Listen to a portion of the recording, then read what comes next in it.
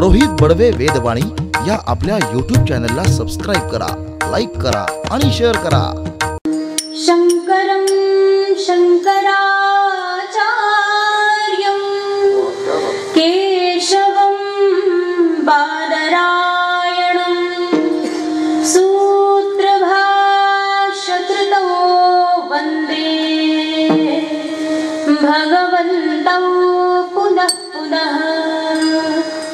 ईश्वरो गुरुरात्मेति मूर्तिभेदविभागिने व्योमवद्व्याप्तदेहाय दक्षिणामूर्तये नमः।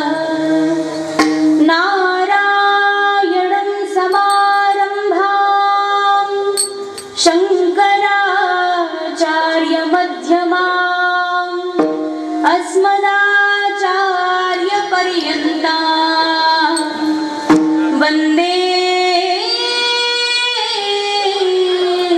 गुरुपरम्पराम्। विठ्ठल विठ्ठल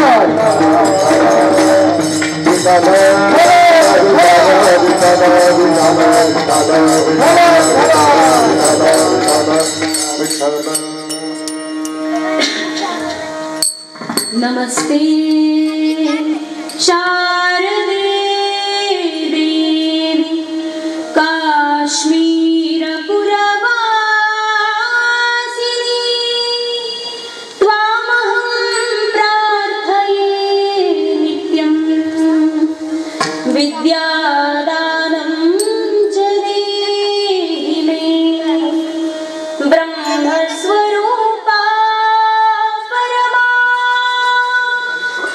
ज्योतिरूपा सनातनी सर्वविद्याधिदेवी या तस्यै वाण्यै नमो नमः। सर्वमङ्गलमाङ्गल्ये शिवे सर्वार्थसाधिके शरण्ये त्र्यम्बके गौरी नारायणी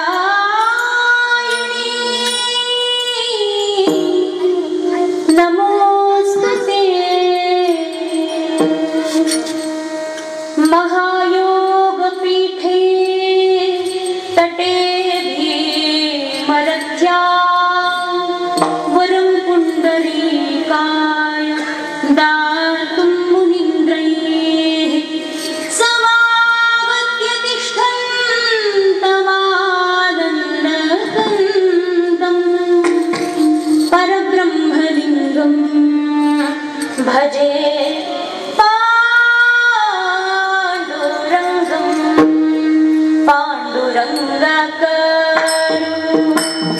प्रथम पाण्डुरङ्गकरु प्रथम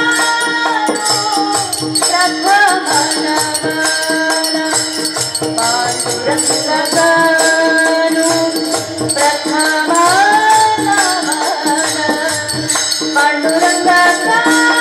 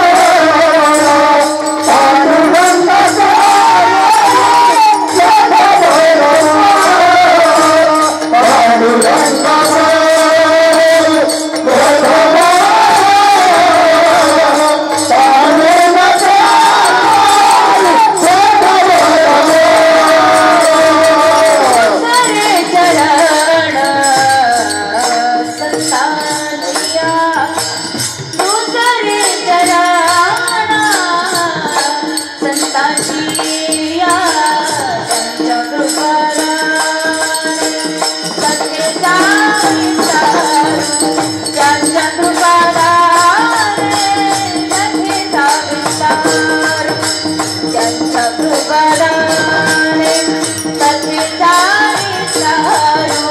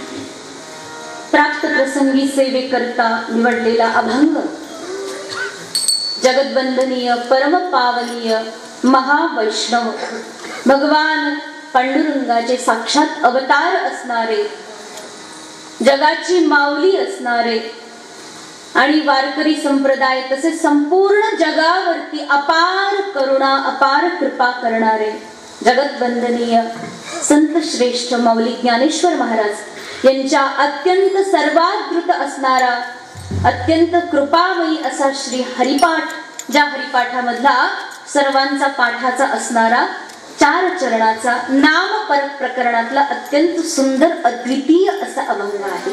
विठ्ठल विठ्ठल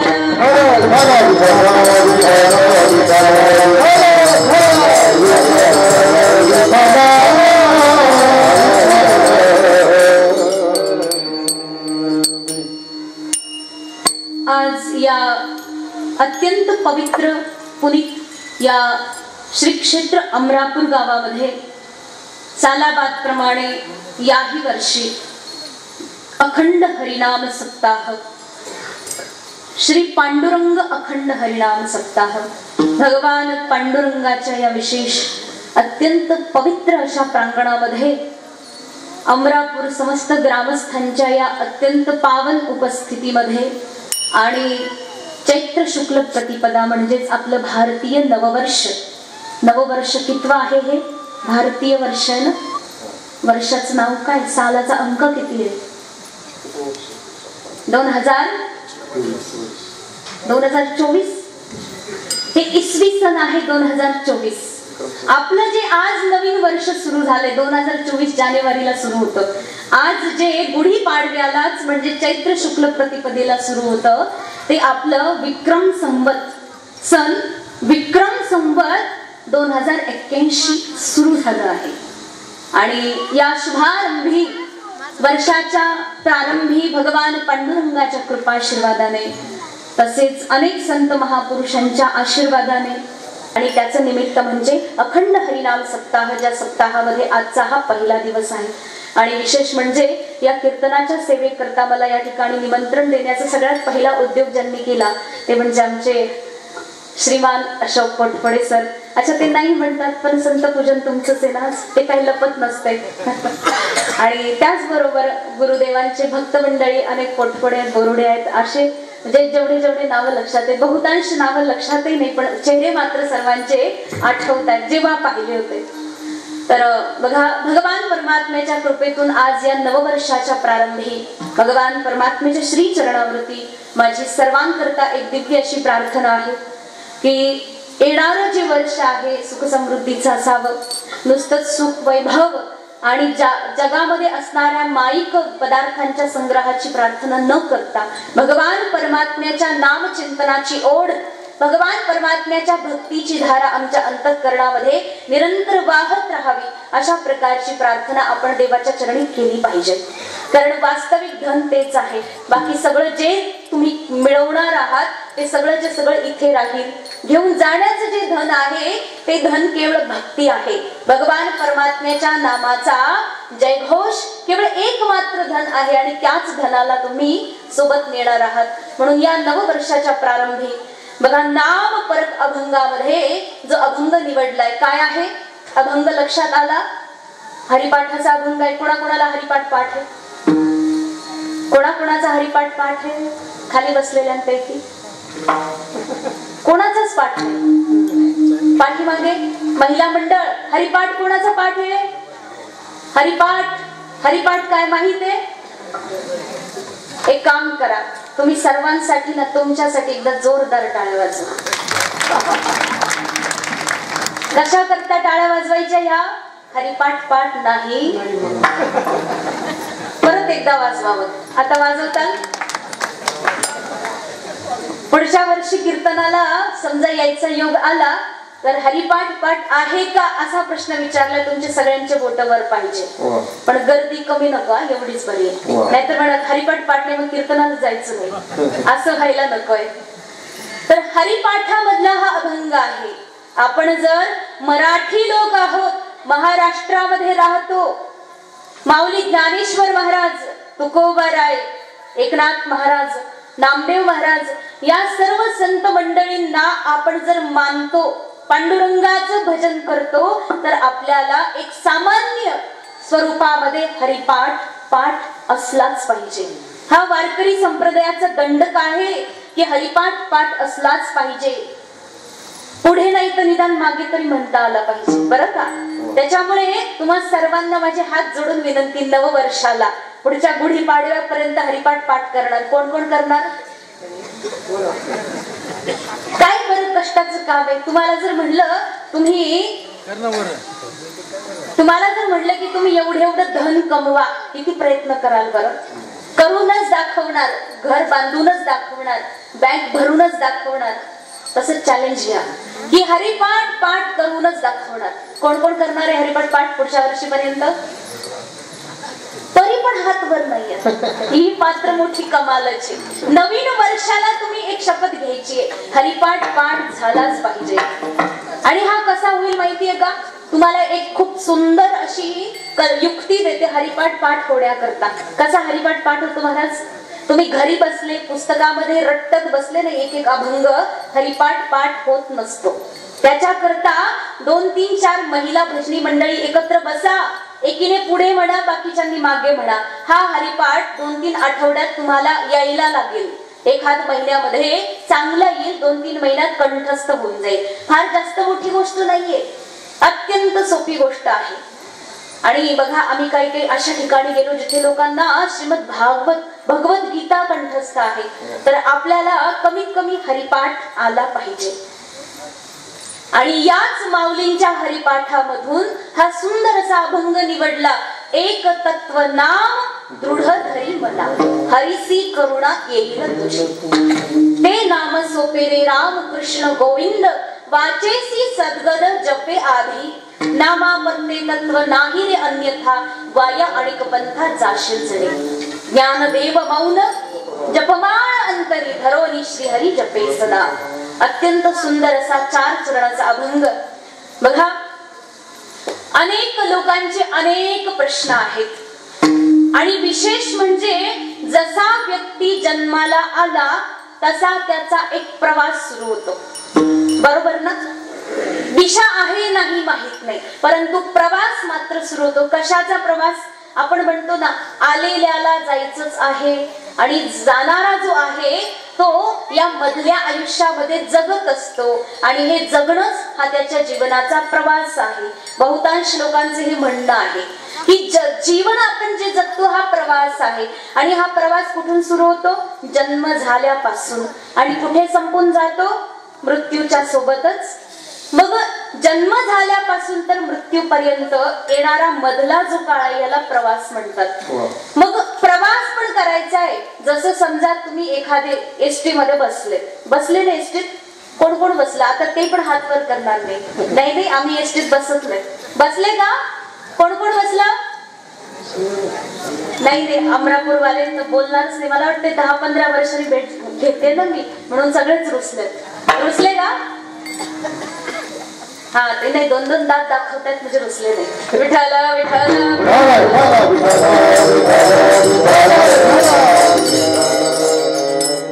तर तुम्ही एसटीत बसले, कंडक्टरने विचारलं, काय म्हणे, तुम्हाला कुठे जायचं, कुठलं तिकीट देऊ? तुम्ही काही बोलतच नाही.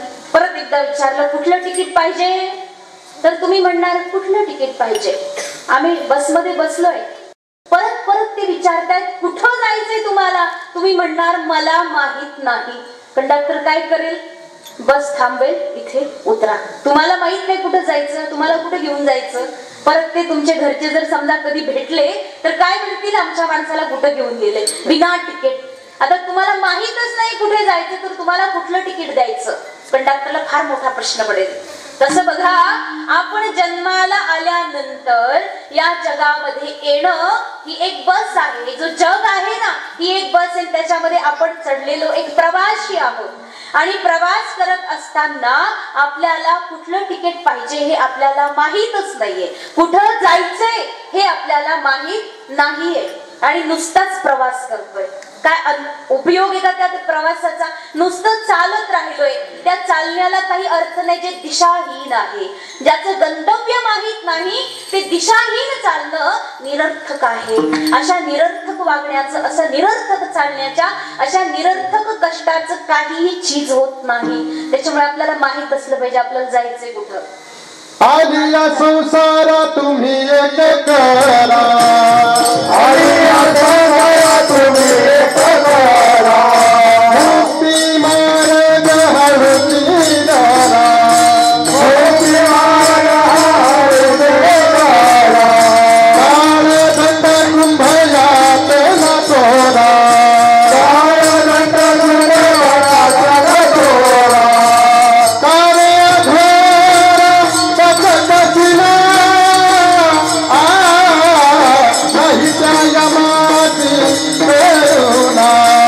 नहीं जयमाते करुणा,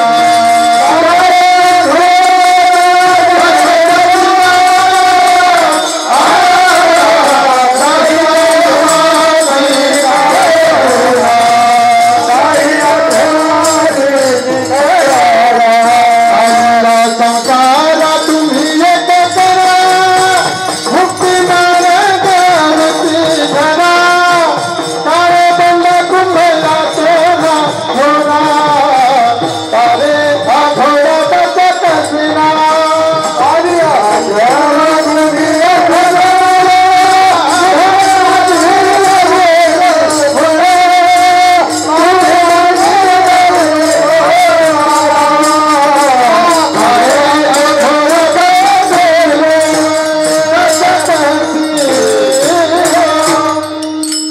संसारामध्ये आल्यानंतर एक दिशा असली पाहिजे आपल्या जीवनाची. जसं महाराजांनी प्रमाण दिलं मुक्तीचा मार्ग धरायचा आपल्याला. तर बघा मुक्ती कुठे मिळते, कशी मिळते आपल्याला काय माहितीये, बरोबर ना? कुठे मिळते ही मुक्ती?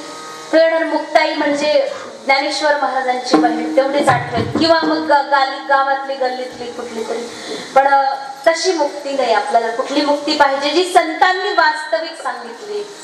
तर आपलं चिंतन चाललं होतं की बघा या संसारामध्ये आल्यानंतर जीवनरूपी प्रवासाला सुद्धा कुठला तरी एक मार्ग पाहिजे, एक दिशा पाहिजे. दिशाहीन जीवन जगणं ते सगळं निरर्थक आहे. मग असं दिशा असलेलं जे जीवन आहे ते काय आहे?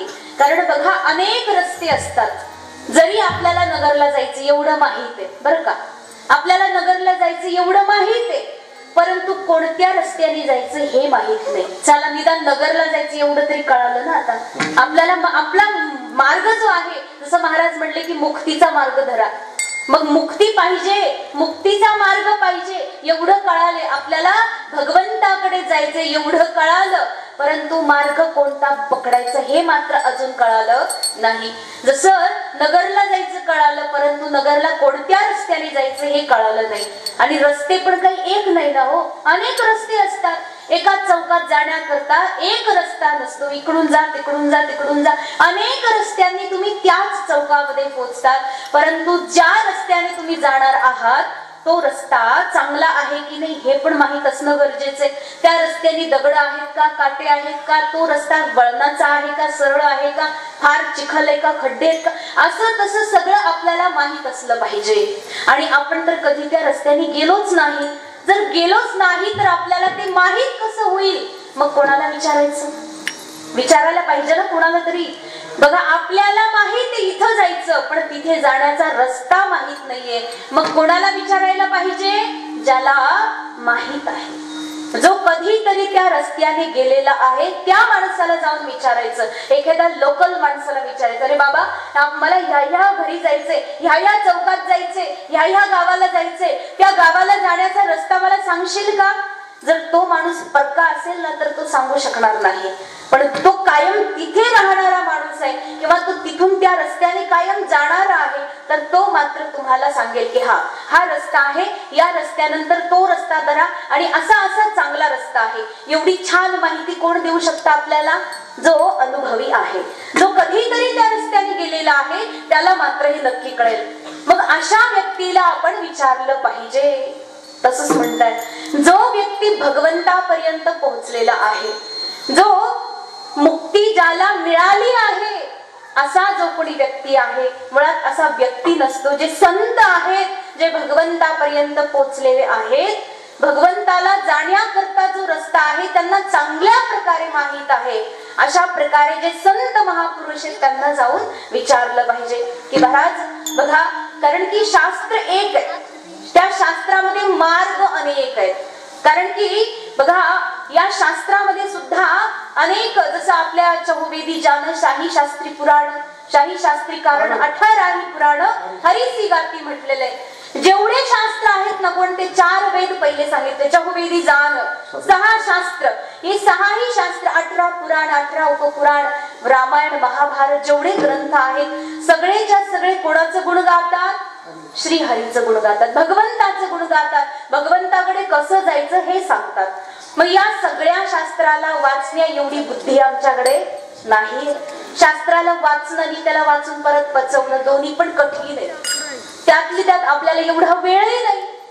अत्यल्प एक तर अल्प आयुष्य मानव देह, काय मध्ये बालत्व पीडा रोग क्षय, शत गणिले ते अर्धरात्र खाय, काय या भजनासी उरले ते पाहेगा. काय म्हटले? अल्प आयुष्य मानव देह. मनुष्य देह किती आयुष्य आहे?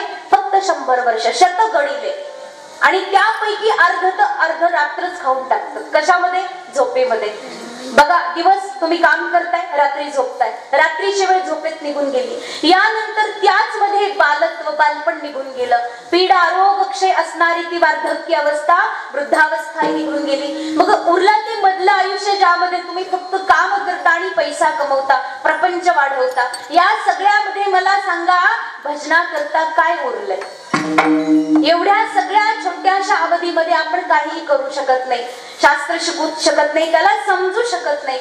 आणि महाराज समजा एखाद्या व्यक्तीने शास्त्र वाचलं सुद्धा, पण त्या शास्त्रामध्ये अनेक पंथ सांगितलेले आहेत, अनेक मार्ग सांगितलेले आहेत. जसं कलियुग आहे, द्वापर युग आहे, त्रेतया सत्ययुग, या सगळ्या युगांच्या अनुपाते अनेक साधना दिल्यात. कुणी म्हणेल तुम्ही जप करा, कुणी म्हणेल पूजा करा, कुणी म्हणेल यज्ञ करा, कुणी म्हणेल जाऊन तपस्येला बसा, कुणी म्हणेल हिमालयात एका पायावर उभा राहून साधना करा, कुणी म्हणेल पारायण वाचा, कुणी काय अनेक उपाय सांगतील. या सगळ्या उपायांच्या मध्ये माणूस गोंधळून गेला.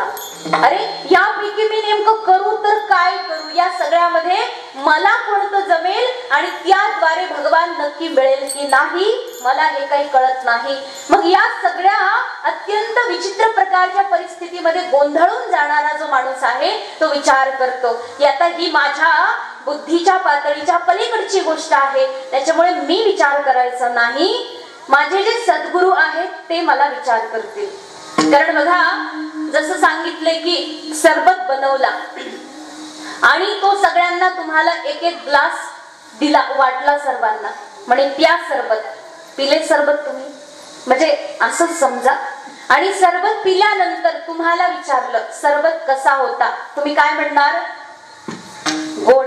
काय म्हणणार? काय म्हणणार? गोड होता म्हणणार. कुणी म्हणणार नाही नाही आंबट होता, कुणी नाही खारटच होता. अरे कडू होता सरबत, तुला कसा गोड लागलं? असं होईल का? नाही ना. सगळ्यांना गोड लागेल का? कारण की तो सरबत आहे. भगवान परमात्म्याचं भजन हे काही सरबत नाहीये, शास्त्र काही सरबत नाही जो सगळ्यांना गोड लागेल. शास्त्र अनेक लोकांना कडू सुद्धा लागतं, शास्त्र ऐकायला नको वाटतं. आम्हाला फक्त विनोद ऐकायचे, आम्हाला फक्त हसायला पाहिजे, आम्हाला फक्त कुणीतरी इकडच्या तिकडच्या गप्पा मारल्या पाहिजे. सासू आणि सुनांची भांडणं जे तुम्ही रोज घरात पाहतात तेच इथं पडसून पण ऐकले, मग उपयोग काय इथं तिथं मध्ये? तुम्ही इथं आलात तर काहीतरी वेगळं तुमच्या पदरात पडलं पाहिजे. बघा लक्षात ठेवा, ही जागा मनोरंजनाची किंवा ही जागा टाइमपास करून कसं तरी आपल्याला सुद्धा एक थोडस मन मोकळं झालं अशा प्रकारची नाहीये. ही जागा तुम्ही तिथे दुःखामध्ये तप्त झाले, होरपळले, तुम्हाला शांत करण्याची आहे. ही जागा तुमच्या मनाला आनंद देण्याची आहे आणि आनंद केवळ शास्त्र चर्चेतूनच होतो, आनंद केवळ भगवान परमात्म्याच्या भजनातूनच मिळतो. आणि त्याच्याकरता आपल्याला ते कळालं पाहिजे की महाराज एवढे शास्त्र आहे आणि त्या शास्त्रामध्ये अनेक साधनं दिली, त्या सगळ्या साधनांपैकी माझ्याकरता योग्य असं साधन कोणतं आहे, माझ्या योग्यतेचं साधन मला द्यावं. समजा एखादा अडाणी माणूस आहे, त्याला म्हणले तू पारायण वाचतो तर रडतच बसेल, हे काय सांगितलं मला. त्याच्यामुळे त्याच्या योग्यतेचं जे साधन आहे ते दिलं पाहिजे. कारण की हा जो शरीराचा धर्म आहे अत्यंत क्षणस्थायी आहे, जलबुदबुदवत ज्याला म्हटलंय, पाण्यावरती आलेल्या बुडबुड्यासारखं. त्याच्यामुळे निरंतर हा विचार केला पाहिजे की छोट्याशा अल्प अवधीमध्ये अधिकाधिक फळ मिळेल असं काय साधन आहे ते मला मिळालं पाहिजे. आणि असेच काहीतरी 4-4 लोक होते गावामध्ये. त्यांना इच्छा झाली की भगवंताला भेटायचं आणि देवाकडे जायचं म्हटल्यानंतर आपल्यालाही काहीतरी सुगम असा उपाय मिळाला पाहिजे. आणि त्या सर्वांनी विचार केला आणि त्या ठिकाणी बसलेले माऊली ज्ञानेश्वर महाराज आळंदी तीर्थक्षेत्रामध्ये ज्या ठिकाणी सुंदर असं उपदेश करतात त्या ठिकाणी ते भक्त लोक गेले, माऊलींना प्रणाम केला आणि म्हणे, महाराज आमची सर्वांची इच्छा आहे की या कलियुगामध्ये अत्यंत अधर्म चालू आहे, खोट त्या ठिकाणी असत्य भाषण चाललेलं आहे, दंभ हिंसा पाखंड सगळीकडे पसरलेलं आहे. या सगळ्यामधून वाचून भगवंतापर्यंत कसं पोहोचता येईल याचा उपाय तुम्ही आम्हाला सांगा. कृपा करून आमच्या कल्याणाचा मार्ग तुम्ही आम्हाला सांगा. असं काय आम्ही धरावं जेणेकरून आम्हाला भगवंत धरेल. माऊली महाराज सांगतात अभंगाच्या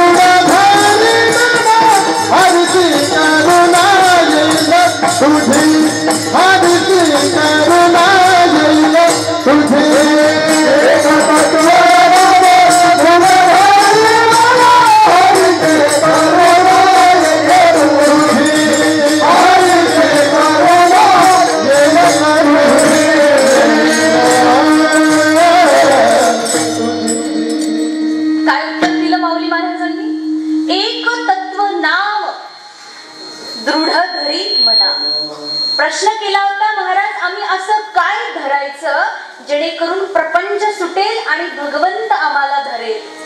त्याचं उत्तर माऊली महाराजांनी दिलं, एक तत्व नाम दृढ धरी मना. अरे मना एकच धर. काय धर? ते तत्व धर. एक तत्वाला धर. काय तत्व आहे ते? म्हणतायत नाम.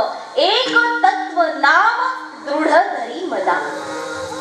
किती सुंदर उत्तर दिलं. हे बघा, तुम्ही बाकी सगळं सोडा आणि फक्त एकच धरा. भगवान परमेश्वराचं अत्यंत गोड असलेलं नाव धरा. एक तत्व नाम. आता बघा, माऊलींना काही लोकांनी परत जाऊन प्रश्न विचारला की महाराज नाम धरायला सांगतात, परंतु तुमचं शास्त्र सांगतं की नाम रूपात्मक जगत जे आहे ते मिथ्या आहे. नाम रूपात्मक जे जगत दिसतंय ना, आपण, आपलं नाव, आपला प्रपंच आणि हे सगळं काही खोटं आहे, मिथ्या आहे. या सगळ्या मिथ्या प्रपंचालाच नाम सुद्धा म्हटलेलं आहे. मग तुम्ही म्हणतात की नाम धरायचं.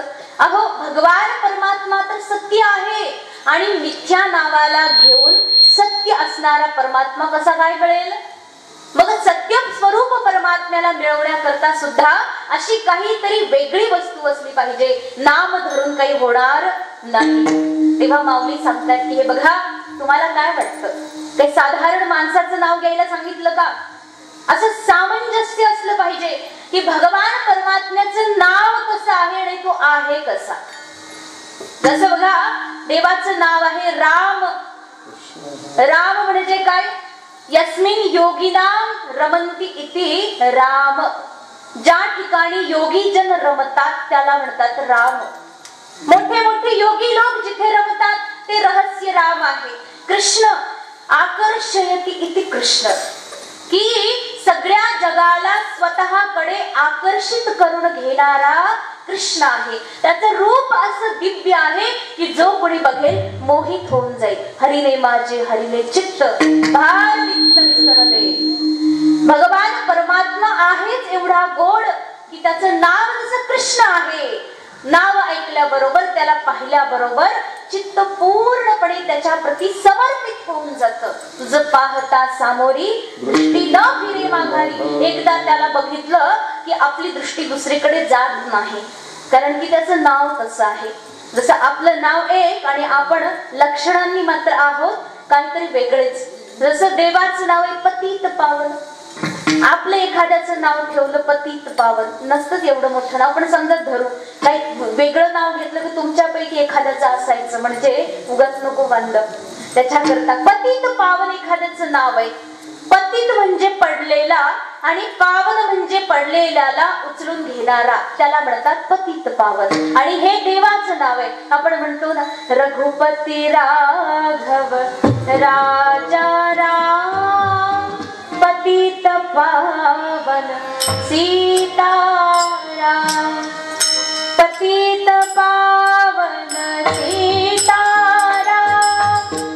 पतित पावन सीताराम, पतित पावन सीताराम, पतित पावन सीताराम. रघुपति राघव राजा राम पतित पावन सीताराम.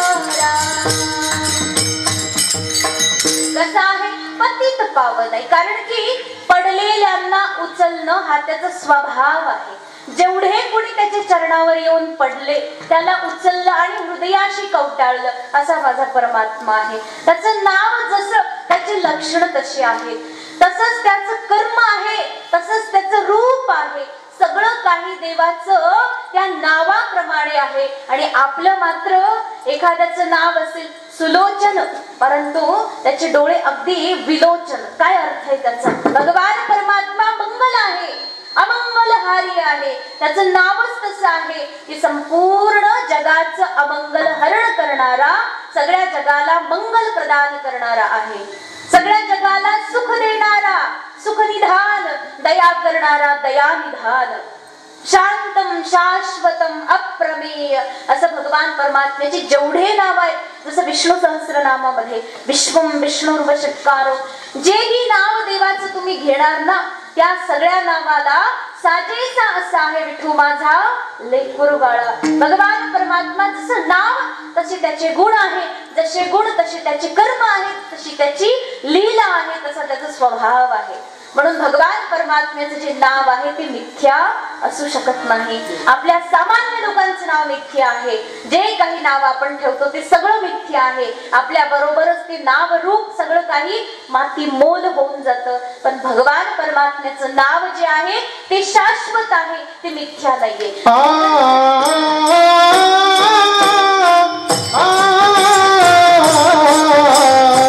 नाम सारा दे सार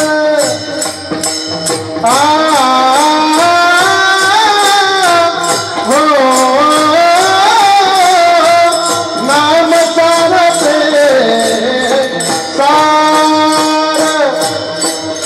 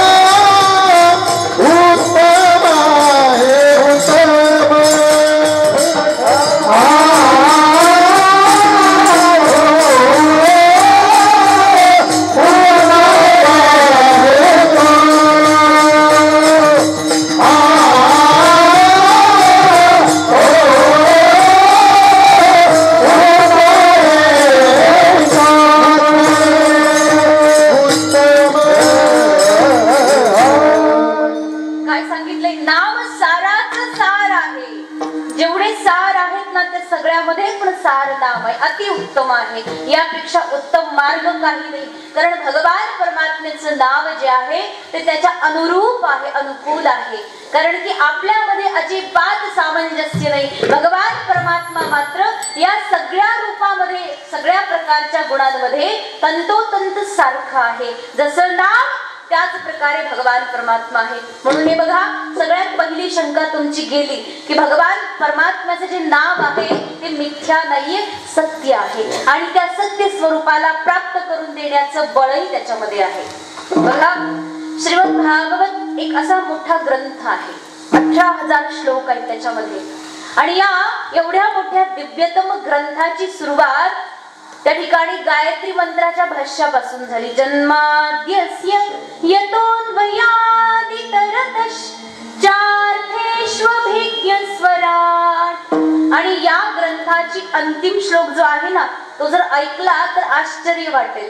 एवढा मोठा ग्रंथ आणि व्यासदेवांनी या ग्रंथाच्या अंतिम लिहिलंय. काय लिहिलंय?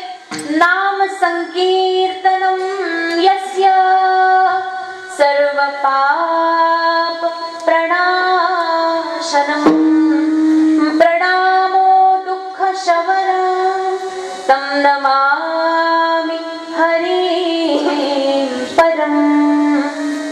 काय दिले? व्यासदेव म्हणतात की नाम संकीर्तनम यस्य, तो भगवान परमात्मा ज्याच्या नाम संकीर्तनाद्वारे काय होतं?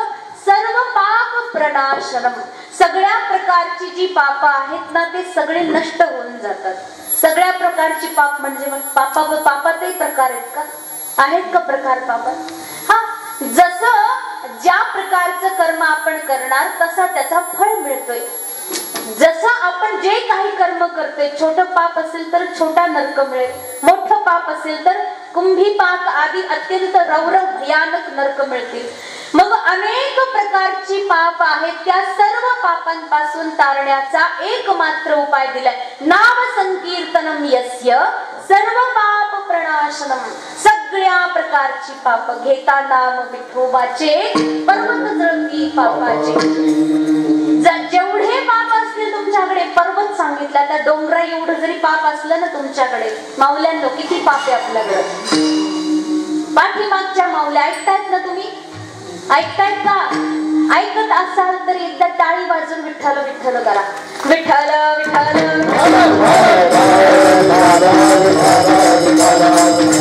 हो, काय सांगितले? डोंगरा एवढा जरी पाप असेल तुमच्याकडे, काळजी करायची नाही. त्या पापाला नष्ट करण्याचं एक सुंदर औषध आमच्याकडे आहे. ते म्हणजे काय? भगवंताचं नाव. नाव संकीर्तनम यस्य सर्व पाप प्रणाशनम. आणि अशा भगवंताला आमचा प्रणाम आहे. प्रणामो दुःख शमनः. दुःख शमन करणारा जो भगवान परमात्मा आहे त्याला आमचा प्रणाम आहे. तम नमामि हरिं परम. हरी म्हटलंय. हरयती, काय हरण करतो? जसं आमचं चित्त हरण करतो तसंच आमच्या जवळचं दुःख, दैन्य, नैराश्य, दरिद्री, सगळ्या प्रकारचं दुःख भगवान परमात्मा हरण करतो.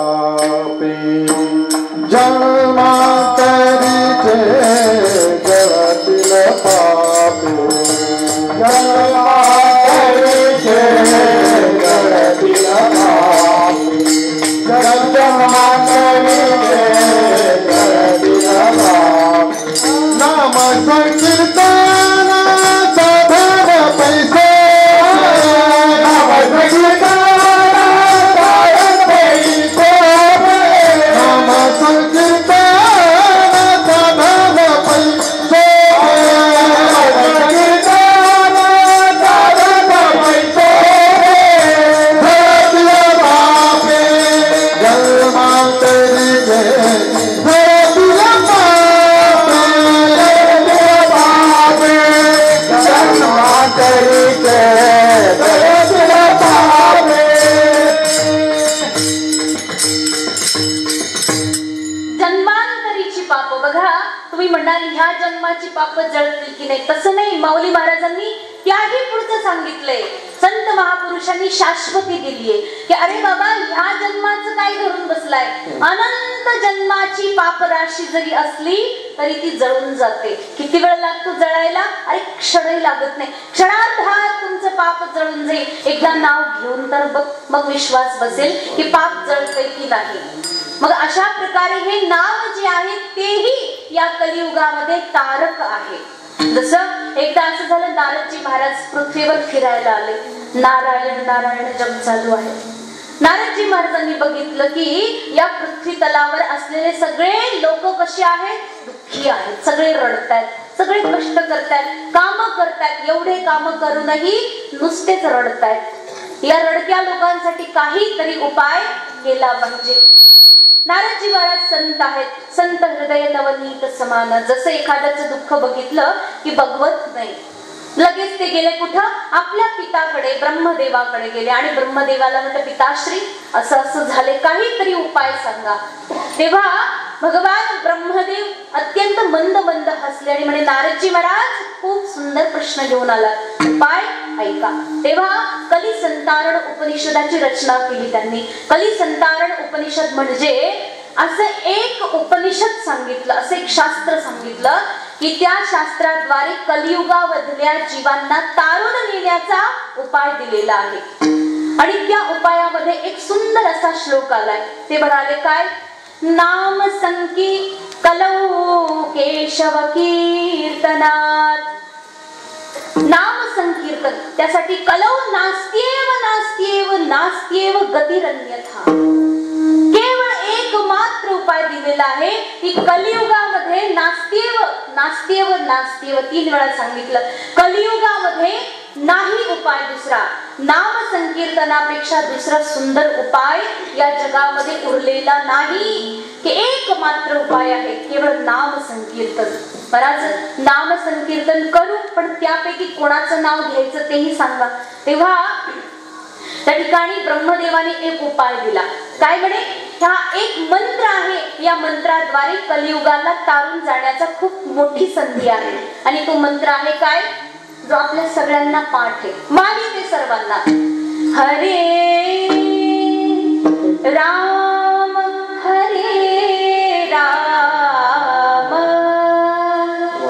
राम राम हरे हरे हरे कृष्ण कृष्ण कृष्ण हरे हरे. पाठ आहे सर्वांना, तुम्हाला सगळ्यांना माहित आहे तो मंत्र, पण आपल्याला एवढंच येतं, पंक्तीला बसलं की हरे राम राम राम हरे हरे हरे कृष्ण. पंक्तीला बसलं की आपल्याला एवढाच मंत्र येतो. आता पंगत नाही बरं का, इथे आहे की नाही ना? घरी जाऊन जेवायचं. पंगत इथे नाही, घरी पुरणपोळी असेल ना, हा काळजी नाही. आपल्याला हा मंत्र माहिती आहे फक्त पंक्ती पुरता, परंतु हा मंत्र त्या ठिकाणी सांगितलंय ब्रह्मदेवाने नारद मुनींना दिला की नारदा हा मंत्र दिलेला आहे, या मंत्राद्वारे कलियुगामधले जीव तरुण जातील. सगळ्यांना सांग, याचा उपदेश दे आणि जप करायला लाव. कलियुगामध्ये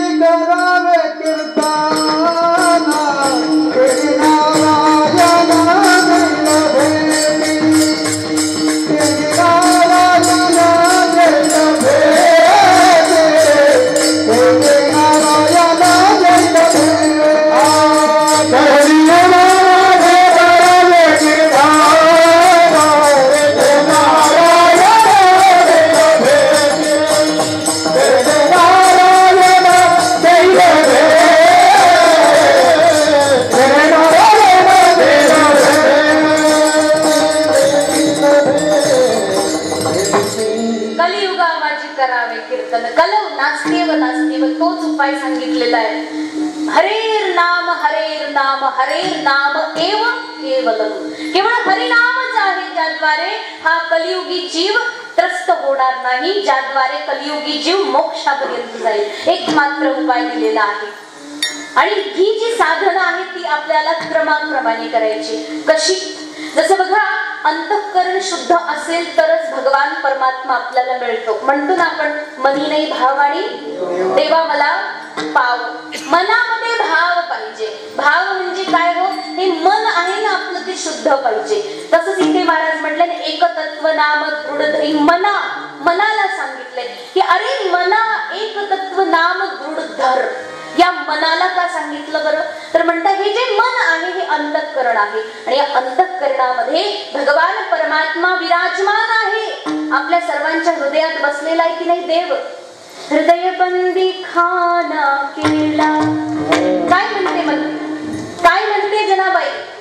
हृदय बंदी खाना केला, आता विठाला कोंडीला, आता विठाला कोंडीला, शक्ती केली जडाजोडी, विठ्ठल पाये हातली धरिला पंढरीचा जोरा, धरिला पंढरीचा जोरा. काय म्हणते, हृदय बंदी खाना केला. बंदी खाना केला बरं का. आपल्याकडे बंदी खाने असतात ना, माहितीये तुम्हाला. बंदी खाना, एखादा कैदी कुणी असेल तर त्या कैद्याला बंदीखान्यात येऊन टाकलं जातं. जनाबाईने सुद्धा बंदीखाना केला. कशाचा, हृदयाचा. आणि त्यामध्ये कैदी म्हणून पांडुरंगाला टाकलं. आता कैदी बनून राहा आणि त्या तुरुंगाला सुद्धा कुलूप लावलं, चावी स्वतःकडे ठेवली. देवाला बाहेर जाऊ द्यायचं, सदा सर्वदा अंतःकरणामध्ये देवाला ठेवलं. असा देव आपल्या सर्वांच्या अंतःकरणामध्ये कायमचा बसलेला आहे. पण आपल्याला तो दिसतो का हो? का नाही दिसत? काय काय झालंय, काय नेमकं समस्या काय, दिसायला काय हरकत आहे, डोळ्यावरती झापड आले, नेमकं प्रॉब्लेम काय ऐकायचं तुम्हाला. समस्या काय, एकदा समस्या कळाली की त्याच्यावरती उपाय सुद्धा असतो.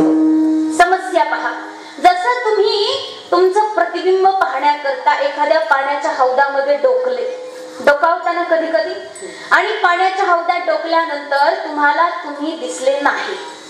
का बरं दिसले नाही? हौदात पाणी नव्हतं का? होतं पाणी. समस्या मिटली. पाणी होतं तरीही तुम्हाला पाहू शकले नाही. का नाही पाहू शकले? सांगा उत्तर लवकर, वेळ नाही आपल्याकडे, लवकर सांगा. वा वा, पाण्यावरती कचरा जमला होता, बरोबर आहे, शेवाळ जमलं होतं. त्यानंतर मग तुम्ही म्हटले नाही हे काही झालं तरी मला स्वतःला पाहायचंच आहे. मग तुम्ही उद्योग केला, शेवाळवरचं काढून फेकून दिलं, कचरा फेकून दिला, पाण्याला स्वच्छ केलं. आता काय प्रॉब्लेम दिसायला, परत डोकावून बघितलं, दिसले का? नाही दिसले. का नाही दिसले? आता मला पाणी गढूळ होता, स्वच्छ केलं, आता नाही प्रॉब्लेम, फिल्टरच पाणी आहे, तरी सुद्धा दिसत नाही. का नाही दिसत? बघा उत्तर तुम्हाला माहित आहे. बघा सगळं माहित असतं माणसाला, फक्त प्रश्न करत नाही. पाणी हालत होतं माऊली, पाणी जेव्हा स्थिर झालं तेव्हा कुठे तुम्हाला पाहू शकले. तसंच म्हटले, अंतःकरण जे आहे आपलं, या अंतःकरणामध्ये भगवान परमात्म्याचं प्रतिबिंब निरंतर पडलेलं आहे. एक क्षणही तो कुठे गेला नाही, कायमचा बसलेला आहे.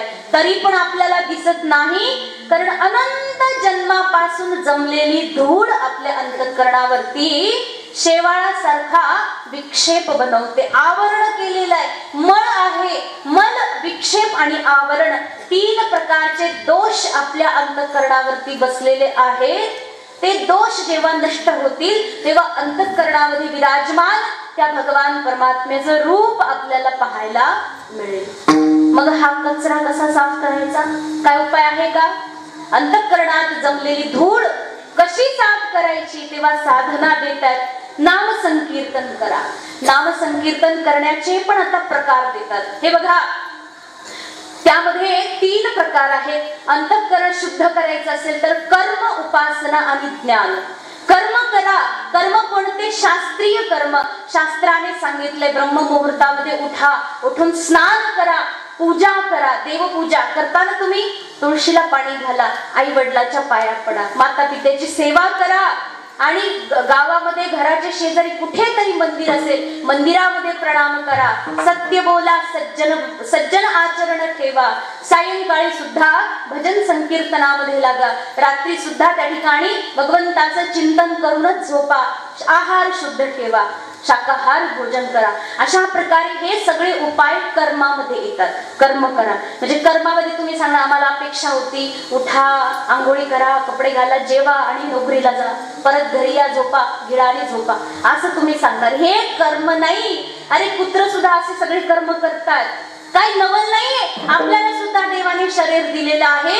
हेच शरीर देवाने कुत्र्याला सुद्धा दिलेलं आहे. त्याला पण पाय, त्याला पण हात, डोळे, नाक, कान, खायचं तोंड, सगळं काही देवाने त्यालाही दिले, आपल्यालाही तेवढंच दिलंय. मग आपलं कौतुक कशासाठी? तेवढंच त्याला सुद्धा आहे. मग आपल्यात आणि त्याच्यात फरक काय? फरक दिसला तर कौतुक आहे ना. मग कर्म जे आहे ते शास्त्रीय असले पाहिजे. शास्त्रीय कर्म केल्यानंतर अंतःकरण शुद्ध होतं. जो मळ जमलेला आहे तो अंतःकरण शुद्ध होतं. आता अंतःकरणामध्ये असलेलं प्रतिबिंब आपल्याला पाहायचं असेल तर त्या हलणाऱ्या अंतःकरणाला स्थिर करावं लागेल. स्थिर करण्याकरता उपाय आहे तेच नाम संकीर्तन जे आहे त्याचा प्रभाव वाढवा, त्याचा मात्रा वाढवा. जसं आपण पूर्वी करत होतो, नाम संकीर्तन एवढ्या मोठ्याने करायचं की आपली शेजारची आपली गल्ली पूर्ण जागी झाली पाहिजे. राम राम राम राम कृष्ण हरी एवढ्या मोठ्याने म्हणायचं. कानाला, आपल्या जिभेला, आपल्या शरीराला, आपल्या घराला, आपल्या सगळ्या लोकांना सवय लावायची नामाची. आणि ती सवय एकदा लागली की त्यानंतर आपल्याला एवढ्या मोठ्याने ओरडायची गरज पडत नाही. हळूहळू मग कमी होते. ती नावाच्या आवाजाची जी पातळी आहे ती कमी होते. मग कसं? त्यामध्ये सांगितलंय की आपल्याला वैखरी वाणीतून म्हणजे मोठ्यानं जप करायचा पहिल्यांदा. दुसऱ्यांदा जे आहे जेव्हा अंतःकरण शुद्ध होत जातं तेव्हा आपल्याला त्या ठिकाणी वैखरी वाणी ऐवजी उपांशु वाणी म्हणजे आपल्याला एवढ्या मोठ्याने जप करायचा की तो आपल्या कानापर्यंत ऐकू जाईल. शेजाऱ्याला ऐकायला गेला नाही तरी पण चालतंय. बरं ना? कळालं तुम्हाला? आपल्या कानाला ऐकू आलं पाहिजे मी काय नेमकं बोलतोय. ठीक आहे. त्यानंतर सांगितलंय की असा जप जर कायम चालू ठेवला तर त्यानंतर तुम्हाला तोंडाने जप करायची गरज पडणार नाही. ओठ हल्ले नाही तरी चालेल. मनात जो आहे अजपा जप जो आहे तो निरंतर चालू ठेवायचा मनामध्ये. आणि अशी सवय एकदा लागते की तुम्हाला जप करायची गरज पडत नाही. जप आपोआप होऊन जातो सहजपणे, एकदम सहज. त्या ठिकाणी सवय लागून जाते मनाला. अशा प्रकारे सांगितले एक तत्व नाम दृढ धरी. धर, नामाला धर. कसं धर? एकदम दृढ धर, एकदम घट्ट. आपण म्हणतो लहान लहान पोरांना बोटाला जाम धर बर का आपल्याला रस्ता पार करायचंय. म्हणतो तुम्ही बोटाला कसं धरायचं? घट्ट धर. का? कारण की एकदा आईचं बापाचं बोट सुटलं की रस्त्यामध्ये तुम्ही कुठेतरी हरवले. कळालं तुम्हाला उदाहरण? कळताना तुम्ही करता नातवंड तुमचे परतवंड असतीलच नाही का? एवढे मोठे तर तुम्ही आहेतच नाही का? तर मग तुम्ही काय म्हणता? जाम धर, एकदम घट्ट धर बोटाला. कारण तुम्हाला माहिती एकदा सुटला की कायमच भोकला. मग तसंच आहे आपलं. ह्या नामाला सुद्धा कसं धरायचे? एकदम घट्ट धरायचे. एकदा हे नाम सुटलं की मग आपलं जीवन हुकलं सगळीकडून. मग आपणही भुकलो. एकदा आधीच भुकलो होतो, तिकडून कुठून तरी गुरुच्या माध्यमातून भगवान परमात्म्याच्या कृपेतून कसं तरी एकदा आपण आपल्या जागी आलो. जागी आल्यानंतर आता मात्र जागा सोडायची नाही. एकदा जागा भेटली की आता मात्र सोडायची नाही. बरोबर आहे? बऱ्याचशा ठिकाणी असंही असतं कथेमध्ये वगैरे. आता आम्ही कथेला कुठे गेलो ना तिथे श्रोते मंडळी दररोजची त्याच जागी बसलेले दिसते. का? ते म्हणते एकदा तर मी विचारलं सुद्धा असं का बरं? जरा जागा इकडे तिकडे झाली ते कथा समजत नाही का? तेवढी तसंच काही समजा.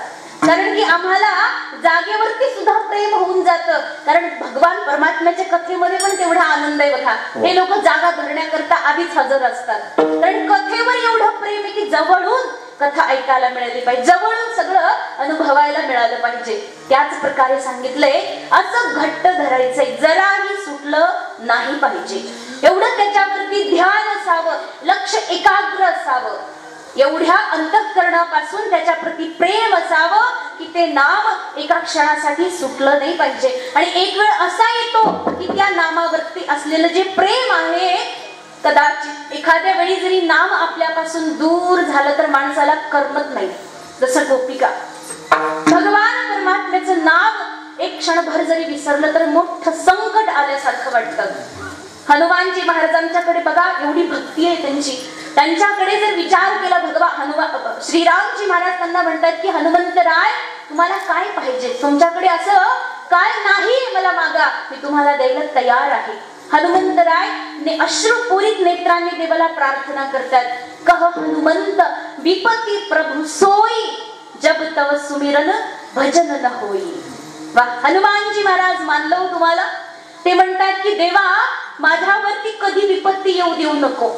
काय म्हटले, मला विपत्ती रहित कर, कोणतीच विपत्ती नको माझ्यावर. त्यांना विचारलं विपत्ती म्हणजे काय हो, तुमच्यासाठी विपत्ती काय, तुमच्यासाठी काय विपत्ती. पाऊस पडला नाही की विपत्ती, हा पोरं बाळ झाली नाही की विपत्ती, आता ते झाले परत म्हाताऱ्यांना नाही नातवंड पण व्हायलाच पाहिजे, ती एक विपत्ती नाही झाली तर. पण आता तुम्हाला झाले ना, आशा कशाला वाढली पाहिजे. तुम्ही लागा भजनाला, त्यांचं ते बघून घेतले, काय करायचंय आपल्याला, आपलं कर्तव्य पार झालं. पण आपल्याकरता ही सगळी विपत्ती आहे. हनुमंतरायांना विचारलं तुमच्याकरता विपत्ती काय आहे. ते म्हणतात देवा जब तव सुमिरन भजन न होई. देवा ज्यावेळी तुझं भजन होणार नाही, ज्यावेळी तुझं स्मरण होणार नाही, तीच माझ्याकरता सगळ्यात मोठी विपत्ती आहे. आणि देवा अशी विपत्ती माझ्यावर कधीही येऊ देऊ नको. बघा, भगवंताकडे अशी श्रेष्ठ प्रार्थना करणारे भक्त होऊन गेले, आदर्श आहेत आपल्याकरता. मग भगवंताच्या नामामध्ये एवढं सामर्थ्य आहे तर भगवान परमात्मा केवढा दिव्य आहे महाराज. म्हणून त्याचं नाव सदा सर्वदा घोकत राहायचं, सदा सर्वदा त्या नामाचा गजर करत राहायचा. म्हणून एक तत्व नाम दृढ धरी मना, ही एक अशी नाव आहे भवसागरामध्ये डुबत असणाऱ्या जीवाला वाचवण्याकरता एक नौका आहे. काय, भगवंताचं नाम. आणि त्या जसं एखाद्या काय म्हणतात ना, पाण्यामध्ये पूर्ण गटांगळ खाणारा माणूस आहे, काय म्हणतात मरणारच थोड्या वेळात. त्याला जर समजा एखाद्याने लाकूड फेकलं, अरे बाबा धर धर याला धर, आणि आता काय कर, याला धरून तू तुझा जीव कसा बसा वाचव. थोड्या वेळात लोकांना बोलवतो आणि तुला बाहेर काढतो. त्याला लाकूड फेकलं आणि त्या मूर्खाने जर ते लाकूड ढकलून दुसरीकडे सोडलं तर त्याला तुम्ही काय म्हणणार, मर. काय म्हणणार, आता तुला वाचवणं शक्य, तर तुला मरायचीच इच्छा आहे, आता तू मर. तुला एवढं लाकूड देऊनही जर तुला मिळत नाही. तसंच बघा, आपण सगळे या संसार रूपी समुद्रामध्ये बुडत असणारे जीव आहोत. आणि या जीवांना संत महापुरुषांनी ती फेकलेलं लाकूड म्हणजे देवाचं नाव आहे. आणि ते सगळं देवाचं नाव जर आपण सर्वांनी धरलं, एक तत्व नाम दृढ एकदम घट्ट जर धरलं, तर भगवान परमात्म्याचे दूत येतील, संत महापुरुष येतील आणि आपल्याला अलगद बाजूला काढतील. त्या समुद्रामधून, संसार रूपी सागरामधून पार घेऊन जातील, पहिलं तीरावर आपली पोहोचवतील. म्हणून त्या ठिकाणी हे जे नाव आहे त्याला आपण घेतलं पाहिजे. म्हणून एक तत्व नाम दृढ धरी मना. आणि असं जर नाम दृढ धरलं तर देवाला सुद्धा तुमच्यावर दया येईल. बघा, आपण म्हणतो ना की आपण जसं समजा छोटे छोटे लहान लहान पोरं असतात, त्यांना जास्त बोलता येत नाही. सुरुवातीला ते आई आई आई एवढंच बोलतात. त्याला म्हणायचं असतं आई मला उचलून खांद्यावरती घे, आई मला उचल आणि कडेवरती घे, असं त्याला म्हणायचं असतं. पण एवढं मोठं वाक्य त्याला बोलायला जमत. मग ते काय करतं, नुसतं आई आई आई आई म्हणतं आणि दोन्ही हात वर करतं. आई आई आई दोन्ही हात वर करतं. आईला लगेच कळतं, आईला जशी दया येते आपल्यावर आणि बाळाला अलगद उचलून आपल्या कडेवरती घेते, आपल्या कुशीमध्ये घेते. तसंच भगवान परमात्मा जो आहे ना, ती आपली आई आहे, आपल्या सर्वांची आई आहे. एग एग विठाबाई माझी पंढरीची आई, माझी आई आहे, पंढरीचा नाथ माझी आई आहे. आणि जसं मी त्याचं नाव घेऊन त्याच्याकडे दोन्ही हात वर करेल, त्याबरोबर त्याला दया येईल आणि उचलून तो त्याच्या खांद्यावर मला स्वतःला बसवेल. हा भाव अंतःकरणात असला पाहिजे. हा दिव्य भाव असेल तरच तो येईल आणि खरंच बसवेल. तुम्ही ते विठू माझा लेकुरवाळा एखादं ते चित्र बघितलं असेल तुम्ही. भगवान पांडुरंगाच्या पूर्ण अंगावरती सगळ्या संतांना घेतलेले, त्यांनी कोणी खांद्यावरती नामदेवराय आहे, इकडे माऊली बसले, इकडे विठोबराय, इकडे कोण इकडे कोण, सगळ्या अंगावरती सगळे संत जाऊन बसले. कारण देवाने त्या सगळ्यांना आपल्या पुत्राप्रमाणे आपल्या खांद्यावरती घेतलंय, कारण हे पुत्र पण तेवढे गुणाचे होते. सगळ्यांनी आई आई म्हणून आवाज दिला आणि देवाकडे हात वर केले. आपण मात्र सगळे गुणाचे नाही ना तेवढे. आपण आईला सोडून दिलं आपल्या आणि संसारामध्ये लागलो. आपण आपल्या आईला विसरलो. मग ती आई म्हणते मर तिकडे, मग तुला मरायचंय तरी पण आई शेवटी आई हो. अंतःकरण आईच आहे ना, काळीज आईच आहे. भगवान परमात्म्याला अपार दया येते. तरी सुद्धा माणूस म्हणून जन्म दिला, तरी सुद्धा कृपा केली. आई कीर्तन ऐक, कथा ऐक, देवाचं नाव घे, आता तरी पारायण वाच, आता तरी घरामध्ये कधी तरी नाम चिंतन कर. या सगळ्या उपायांना भगवंताने आपल्याकडे दिलेलं आहे. एवढा दयाळू आहे. हरीची करुणा येईल तुझी. देवा तुम्ही एवढा मोठा आणि कठीण उपाय सांगितला असं आम्हाला वाटतं, कारण की आमच्या करता कसं आहे ना, जसं वाल्मिकी ऋषी आहेत, वाल्मिकी ऋषींना सांगितलं, त्यांचं आधी नाव काय होतं, दस्यू रत्नाकर, डाकू रत्नाकर नाव होतं.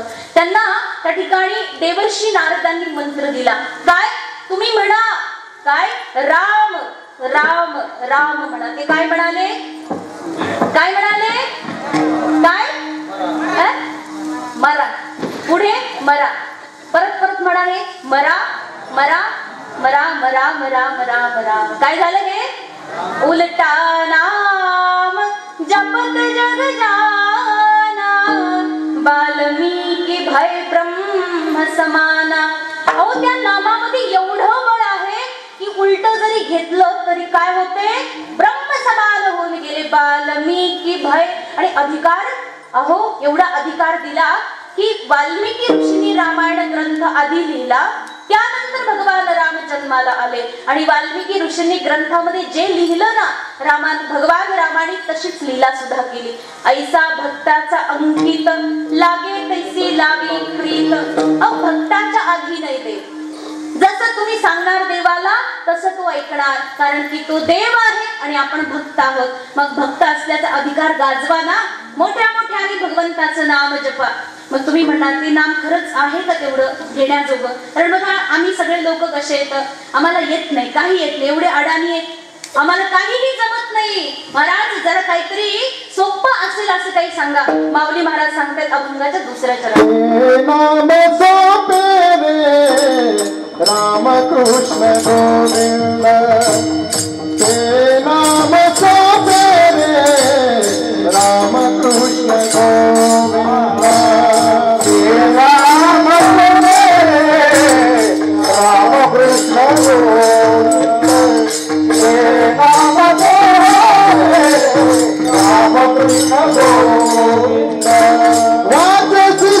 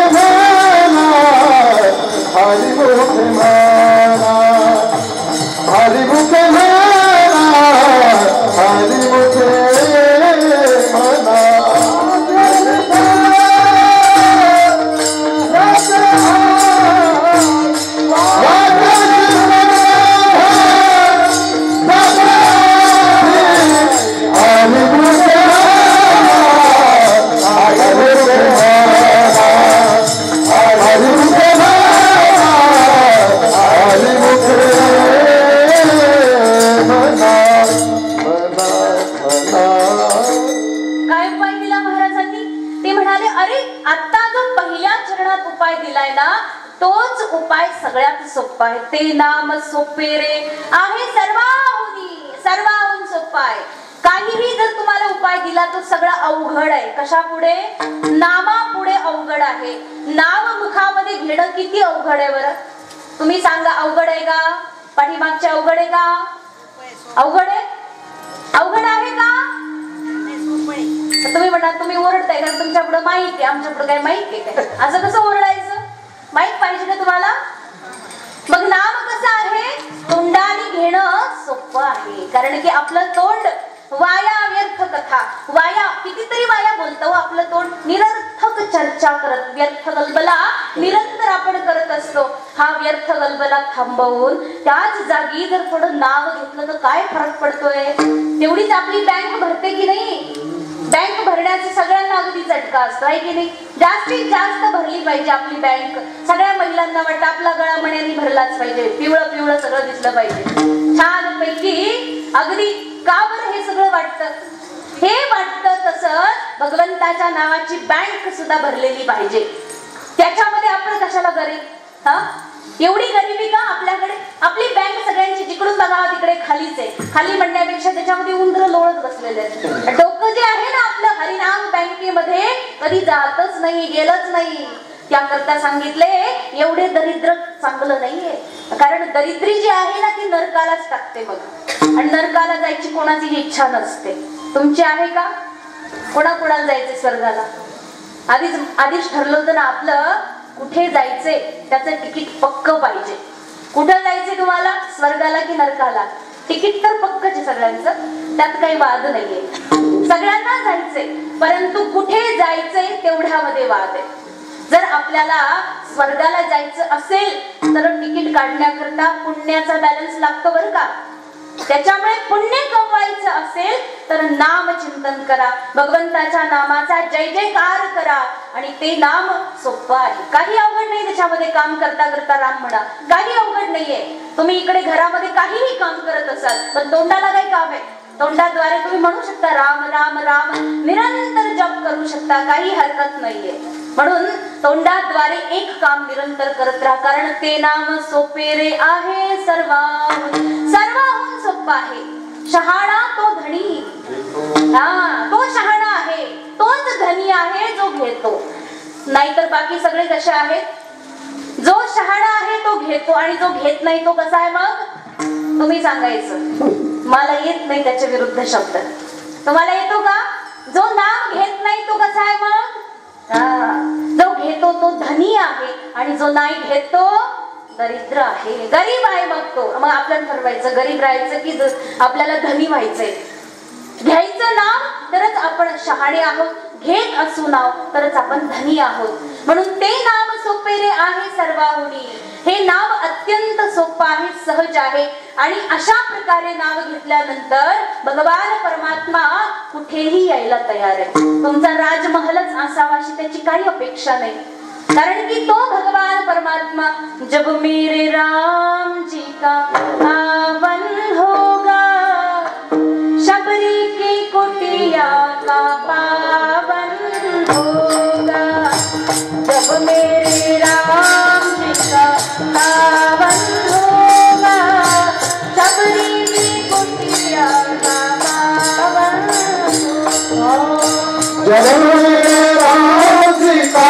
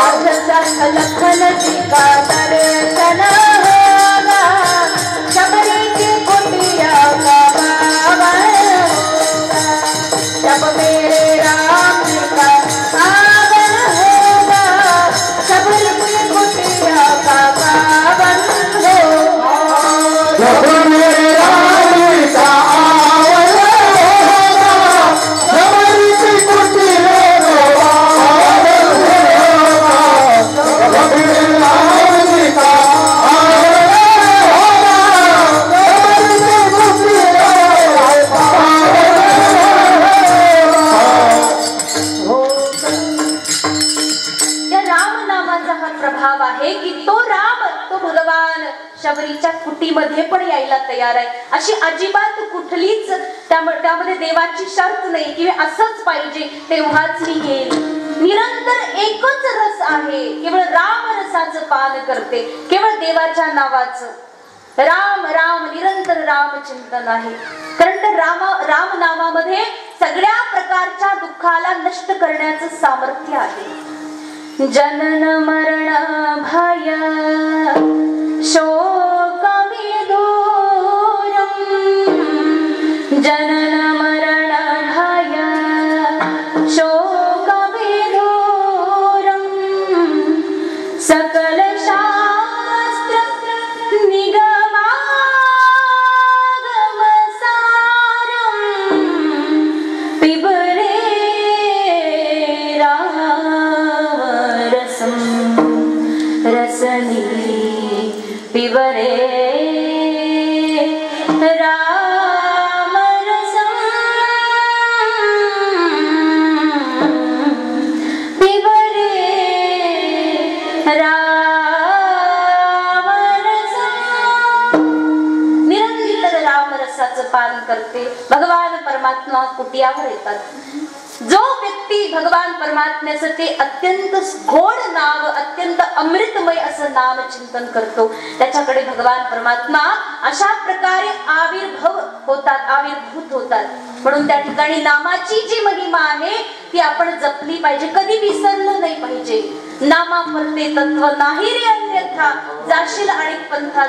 बघा माऊली सांगतात की नामा व्यतिरिक्त जर दुसऱ्या प्रकारचा मार्ग शोधत असशील तर तू वाया जाशील.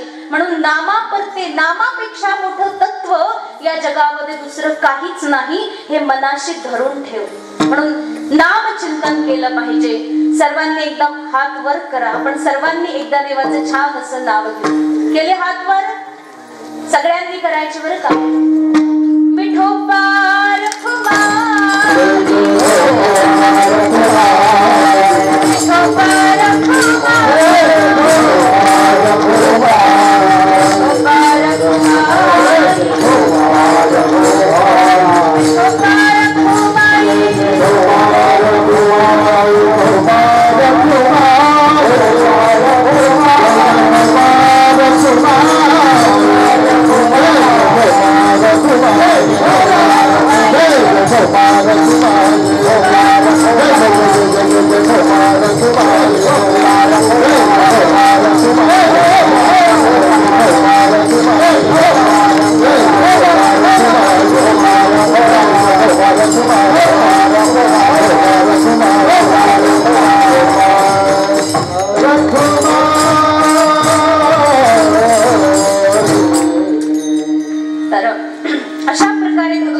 नामामध्ये एवढं दिव्य सामर्थ्य आहे की त्या नामाचं निरंतर चिंतन केलं पाहिजे.